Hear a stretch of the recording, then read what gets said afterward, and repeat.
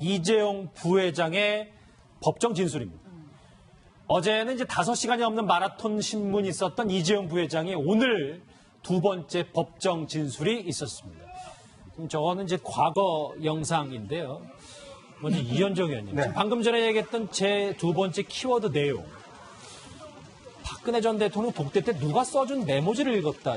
이 내용을 우리는 어떻게 받아들여야 됩니까? 좀 전에 이제 이재용 부회장의 진술이 다 끝났습니다만은 아마 이재용 부회장이 이제 어제 오늘 증언을 통해서 그동안 특검에서 이야기하지 않았던 몇 가지 이야기를 했습니다. 예. 그 뭐냐면 박 전 대통령과의 면담에서 이제 그 홍석현 전 중앙일보 JTBC 회장에 대한 이야기와 함께 또 이제 이 이야기를 한 거예요. 즉 박 전 대통령이 이야기를 할 때 뭔가 누가 써준 메모지를 보고 읽었다라는 이야기를 하지 않습니까? 근데 박 전 대통령이 보면 항상 어떤 모임에 가든지 어떤 행사가 있으면 꼭 메모지를 보고 읽습니다. 이제 그게 이제 우리가 그동안 보면 결국 이제 최순실가 해준 거 아니냐라는 여러 가지 이제 이야기 있었잖아요. 그러니까 모든 메시지 관리를 3인방과 최순실이 했다라는 그런 의혹을 가지고 있었죠. 예. 이제 그런 측면에서 본다면 이재용 부회장의 증언은 결국 박 전 대통령의 이야기는 누군가가 박 전 대통령한테 써준 이야기, 그리고 박 전 대통령한테 해준 이야기, 그거 아니야. 결국 그 누군가가 누구냐. 그 이야기는 결국 그동안 우리가 이 국정농단 사태에서 봤듯이 혹여 최순실 씨가 적어준 것이 아니냐. 결국 이 삼성에 대한 압박 자체는 결국 최순실 씨가 중간에서 박 전 대통령 연결된 거 아니냐. 즉 자기는 어떤 이런 이야기를 전적으로 보면 박 전 대통령 압박에서 비춰봤는데 즉 두 사람이서 뭔가 해서 나를 압박했다. 나를 어떤 뭐 돈을 내서 뭐 여러 가지 이야기를 했다. 이런 쪽으로 이제 아마 좀 뉘앙스를 가져가려고 하는 이제 그런 진술로 저는 솔직히 읽힙니다. 예, 최 변호사님 이런 진술까지 나오니까 삼성의 타겟은 완전히 최순실이구나. 딱 이런 게 명확해지는 것 같아요. 그렇습니다. 그 최초 지난 그 특검까지만 해도 이게 그 이재용 부회장이라든가 삼성 관련 사람들이 박근혜 전 대통령으로부터 어떤 그 질책을 받았다, 뭐 압박을 받았다 이런 내용이 왔었었는데 이번 법정에서는 그와는 사뭇 다르게 이 모든 것이 박근혜 전 대통령과 이재용 부회장과의 만남에서는 그런 행위 자체가 없었고 결국 실무선도 사장 라인 쪽에서 이 최순실 씨 측과 직거래하는 과정에서 이른바 최순실 씨의 갑질에 우리가 어쩔 수 없는 그 뒤에 박근혜 전 대통령이 있었기 때문에 우리가 거기에 열심히 어떻게 호응을 안 해주면은 박근혜 전 대통령을 통해서 쓰리쿠션으로 우리 삼성그룹에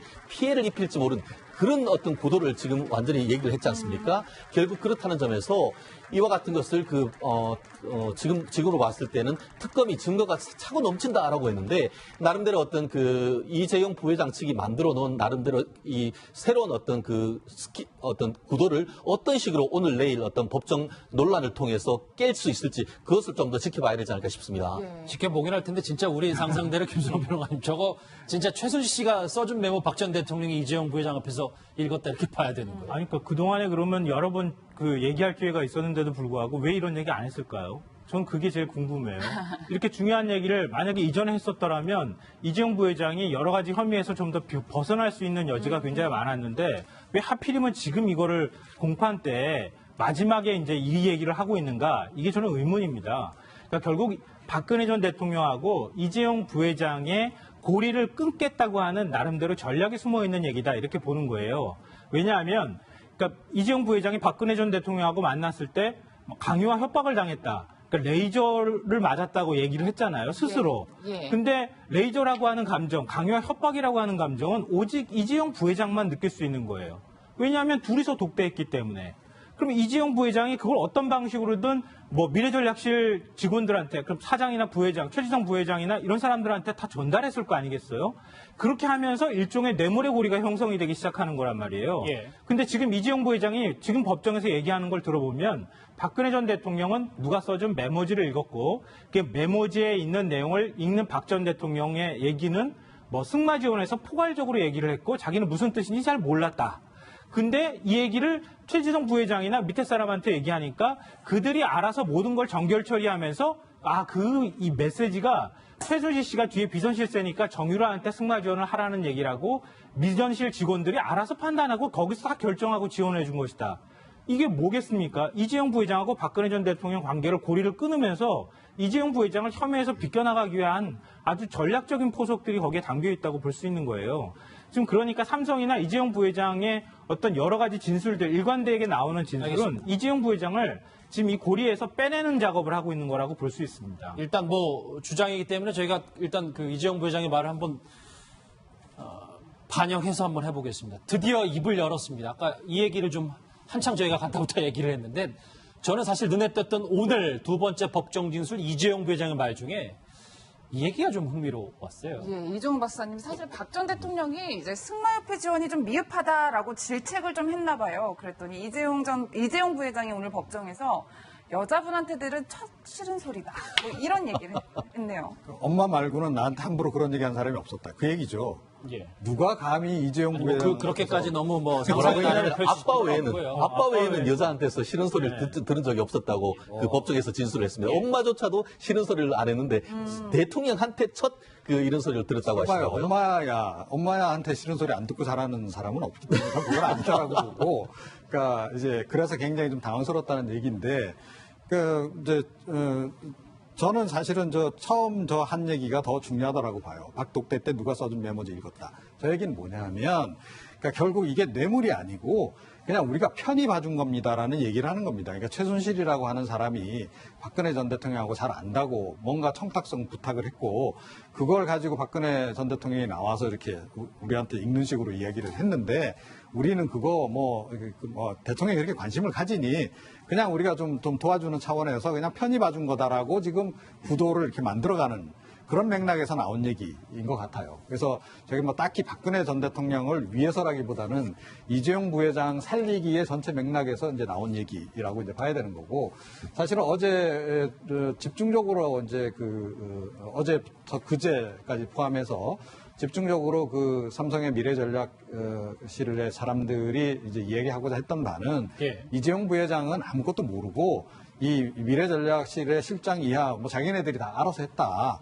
아는데 이제 방점이 찍힌 거고, 이재용 부회장의 전반적인 얘기도 나는 몰랐다. 미래전략실에서 최지성 전 실장 중심으로 해서 다 한 거다라고 이야기를 하고 있어요. 그런데 지금 제일 마지막에 막판에 보통 이제 재판을 보면 이제 그렇긴 하죠. 그러니까 이 제일 마지막에 나오는 발언들은 굉장히 잘 정리가 된 발언들이 나옵니다. 그러니까 이 변호인단이 이제 다 전략을 짜서 잘 이제 앞뒤를 다 악위를 맞춰가지고 한 그 발언을 딱 이제 내놓기 마련했는데, 이번 경우에도 딱 그런 것 같아요. 그런데 과연 재판부가 어떻게 판단을 내릴지 모르겠습니다. 예, 이현정 의원님, 그런데 저는 귀 들어온 단어가 사실 싫은 소리다, 뭐 야단 맞았다 이런 얘기들이 있는데, 대통령이 기업 총수를 불러다 얘기를 할 때 뭐 이렇게 좀 혼내거나 훈계를 하는 경우들이 있는 건가요? 이건 굉장히 이례적이죠, 사실은. 이 사실 어떤 면에서 보면 뭐 큰 문제도 아니고, 승마협회 지원 안 했다고 이렇게 재벌 예를 들어서 좀 정말 실질 총수 아니겠습니까? 그렇죠. 이재용 부장한테 대통령이 그렇게 비상식적으로 이야기를 했다는 것 자체, 또 본인도 그렇게 느꼈다는 거, 이게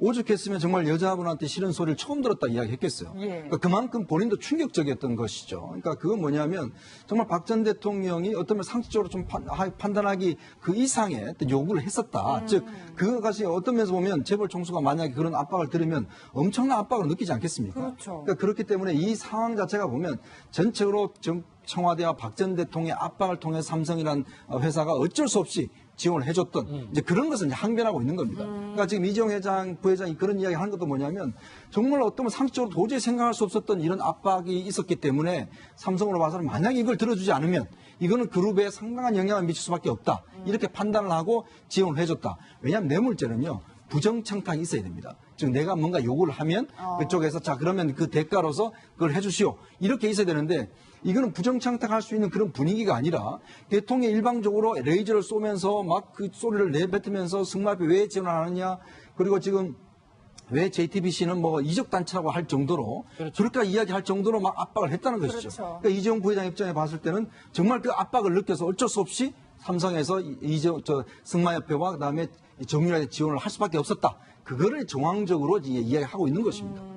그것도 그런 질책도 누가 써준 메모장을 들고 했으니까 다만 이재용 그 부회장이 저 부분과 관련해가지고는 메모지를 읽었다는 건데 누가 써준 메모 사실 우리가 지금 얘기했듯이 이른바 저것이 바로 말씀 자료인 것인지 한마디로 청와대에서 안수석이 써준 것인지 아니면은 최순실 씨가 진짜 전화를 했는 것을 메모했는 건지 그것도 사실은 상당 부분 궁금한 점이기도 합니다. 사실 박근혜 정부 때 청와대에선 사실 우리가 상상도 할 수 없는 일들이 많이 벌어졌기 때문에 가늠은 아직까지 잘 안 됩니다. 마지막 얘기 보실게요. 이제 메모지 얘기도 짚어봤고 뭐 이 얘기 박 전 대통령의 힐난을 들은 얘기도 짚어봤지만 포인트는 아마 이게 아닐까 싶어요. 정유라 씨가 승마 선수인 줄 몰랐다라는 발언인데 이거는 사실 이재용 부회장이 과거 국정조사 청문회 때도 이 비슷한 맥락의 얘기를 한 적이 있습니다.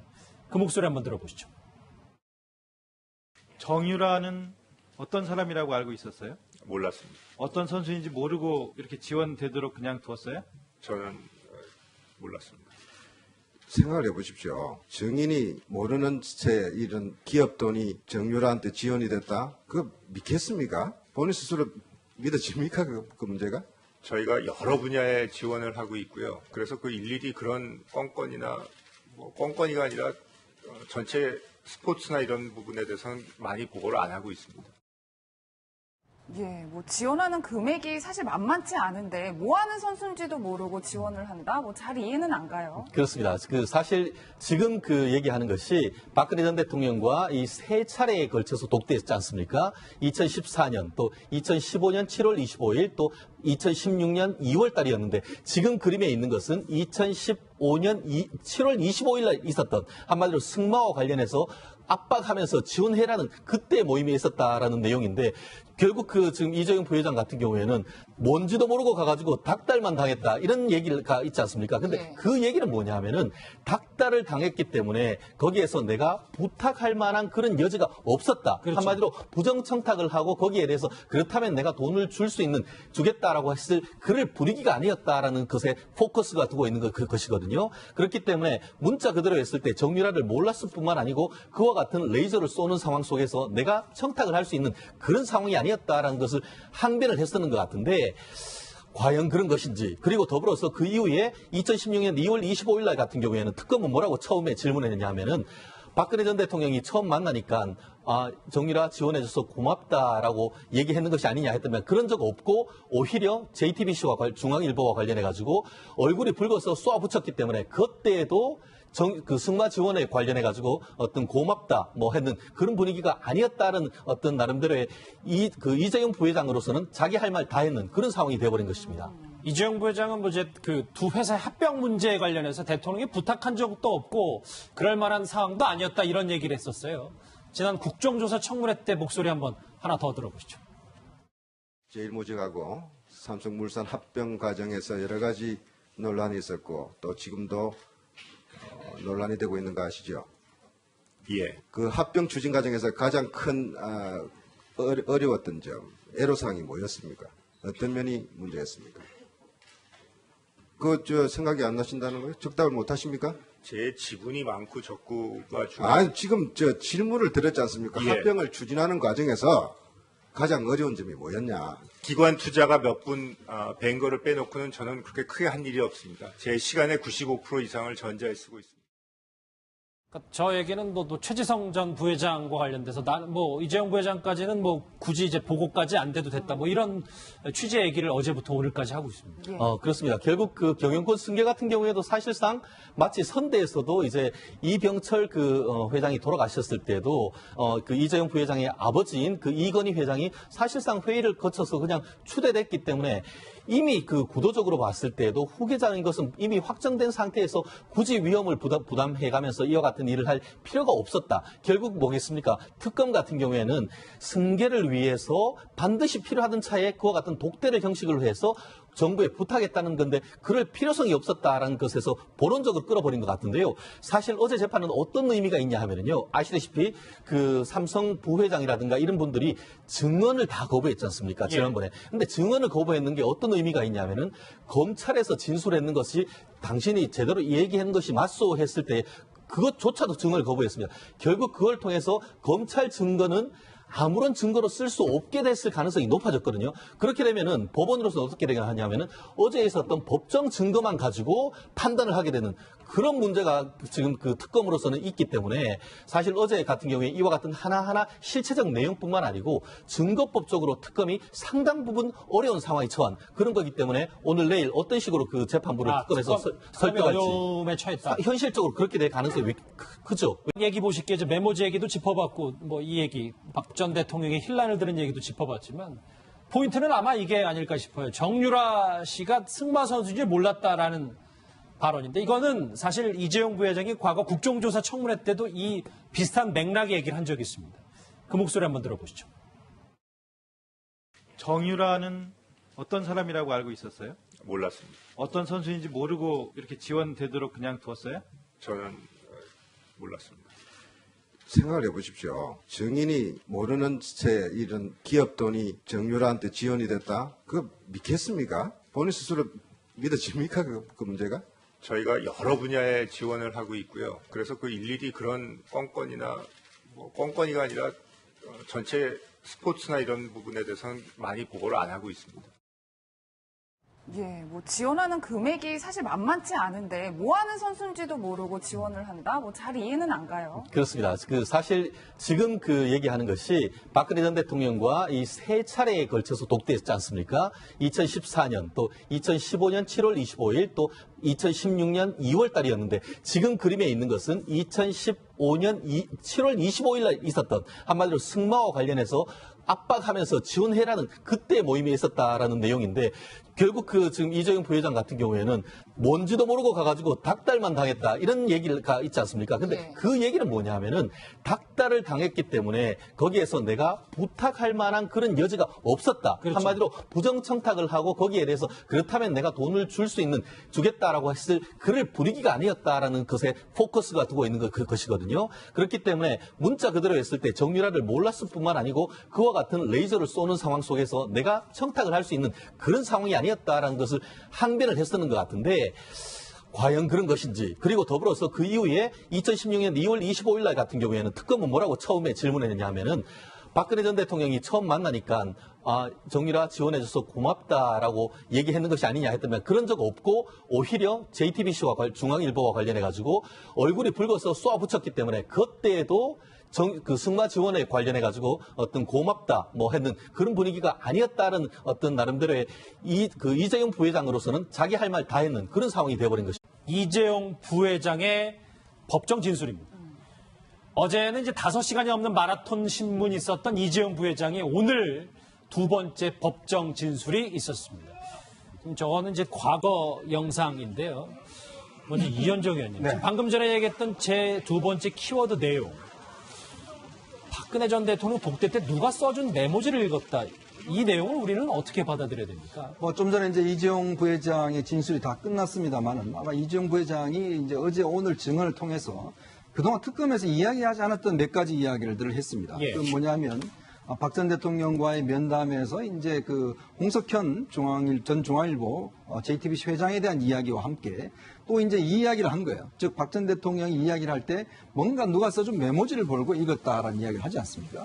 근데 박 전 대통령이 보면 항상 어떤 모임에 가든지 어떤 행사가 있으면 꼭 메모지를 보고 읽습니다. 이제 그게 이제 우리가 그동안 보면 결국 이제 최순실가 해준 거 아니냐라는 여러 가지 이제 이야기 있었잖아요. 그러니까 모든 메시지 관리를 3인방과 최순실이 했다라는 그런 의혹을 가지고 있었죠. 예. 이제 그런 측면에서 본다면 이재용 부회장의 증언은 결국 박 전 대통령의 이야기는 누군가가 박 전 대통령한테 써준 이야기 그리고 박 전 대통령한테 해준 이야기 그거 아니냐. 결국 그 누군가가 누구냐.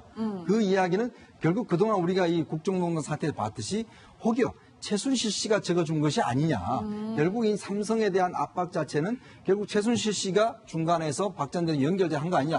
즉 자기는 어떤 이런 이야기를 전적으로 보면 박 전 대통령 압박에서 비춰봤는데 즉 두 사람이서 뭔가 해서 나를 압박했다. 나를 어떤 뭐 돈을 내서 뭐 여러 가지 이야기를 했다. 이런 쪽으로 이제 아마 좀 뉘앙스를 가져가려고 하는 이제 그런 진술로 저는 솔직히 읽힙니다. 예, 최 변호사님 뭐 이런 진술까지 나오니까 삼성의 타겟은 완전히 최순실이구나. 딱 이런 게 명확해지는 것 같아요. 그렇습니다. 그 최초 지난 그 특검까지만 해도 이게 그 이재용 부회장이라든가 삼성 관련 사람들이 박근혜 전 대통령으로부터 어떤 그 질책을 받았다, 뭐 압박을 받았다 이런 내용이 왔었었는데 이번 법정에서는 그와는 사뭇 다르게 이 모든 것이 박근혜 전 대통령과 이재용 부회장과의 만남에서는 그런 행위 자체가 없었고 결국 실무선도 사장 라인 쪽에서 이 최순실 씨 측과 직거래하는 과정에서 이른바 최순실 씨의 갑질에 우리가 어쩔 수 없는 그 뒤에 변호인단이 이제 다 전략을 짜서 잘 이제 앞뒤를 다 악위를 맞춰가지고 한 그 발언을 딱 이제 내놓기 마련했는데 이번 경우에도 딱 그런 것 같아요. 그런데 과연 저 재판부가 어떻게 판단을 내릴지 모르겠습니다. 예, 이현정 의원님 그런데 저는 귀 들어온 단어가 사실 싫은 소리다, 뭐 야단 맞았다 이런 얘기들이 있는데 대통령이 기업 총수를 불러다 얘기를 할 때 뭐 이렇게 좀 혼내거나 훈계를 하는 경우들이 있는 건가요? 이건 굉장히 이례적이죠, 사실은. 이 사실 어떤 면에서 보면 뭐 큰 문제도 아니고 승마협회 지원 안 했다고 이렇게 재벌 예를 들어서 좀 정말 실질 총수 아니겠습니까? 그렇죠. 이재용 부장한테 대통령이 그렇게 비상식적으로 이야기를 했다는 것 자체, 또 본인도 그렇게 느꼈다는 거, 이게 오죽했으면 정말 여자분한테 싫은 소리를 처음 들었다 이야기했겠어요. 예. 그러니까 그만큼 본인도 충격적이었던 것이죠. 그러니까 그건 뭐냐면 정말 박 전 대통령이 어떤 면 상식적으로 좀 판단하기 그 이상의 어떤 요구를 했었다. 즉 그것이 어떤 면에서 보면 재벌 총수가 만약에 그런 압박을 들으면 엄청난 압박을 느끼지 않겠습니까? 그렇죠. 그러니까 그렇기 때문에 이 상황 자체가 보면 전체적으로 청와대와 박 전 대통령의 압박을 통해 삼성이라는 회사가 어쩔 수 없이 지원을 해줬던 이제 그런 것을 이제 항변하고 있는 겁니다. 그러니까 지금 이재용 부회장이 그런 이야기 하는 것도 뭐냐면 정말 어떤 상식적으로 도저히 생각할 수 없었던 이런 압박이 있었기 때문에 삼성으로 봐서는 만약에 이걸 들어주지 않으면 이거는 그룹에 상당한 영향을 미칠 수밖에 없다. 이렇게 판단을 하고 지원을 해줬다. 왜냐하면 뇌물죄는요. 부정청탁이 있어야 됩니다. 즉 내가 뭔가 요구를 하면 그쪽에서 자 그러면 그 대가로서 그걸 해주시오. 이렇게 있어야 되는데 이거는 부정청탁할 수 있는 그런 분위기가 아니라 대통령이 일방적으로 레이저를 쏘면서 막 그 소리를 내뱉으면서 승마협회 왜 지원을 안 하느냐. 그리고 지금 왜 JTBC는 뭐 이적단체라고 할 정도로 그렇게 이야기할 정도로 막 압박을 했다는 것이죠. 그렇죠. 그러니까 이재용 부회장 입장에 봤을 때는 정말 그 압박을 느껴서 어쩔 수 없이 삼성에서 승마협회와 그다음에 정유라에 지원을 할 수밖에 없었다. 그거를 정황적으로 이야기하고 있는 것입니다. 그것도 그런 질책도 누가 써준 메모장을 들고 했으니까 다만 저 분분과 관련해서 해가지고는 메모지를 읽었다는 건데 누가 써준 메모 사실 우리가 지금 얘기했듯이 이른바 저것이 바로 말씀 자료인 것인지 한마디로 청와대에서 안수석이 써준 것인지 아니면은 최순실 씨가 진짜 전화를 했는 것을 메모했는 건지 그것도 사실은 상당 부분 궁금한 점이기도 합니다. 사실 박근혜 정부 때 청와대에선 사실 우리가 상상도 할 수 없는 일들이 많이 벌어졌기 때문에 가늠은 아직까지 잘 안 됩니다.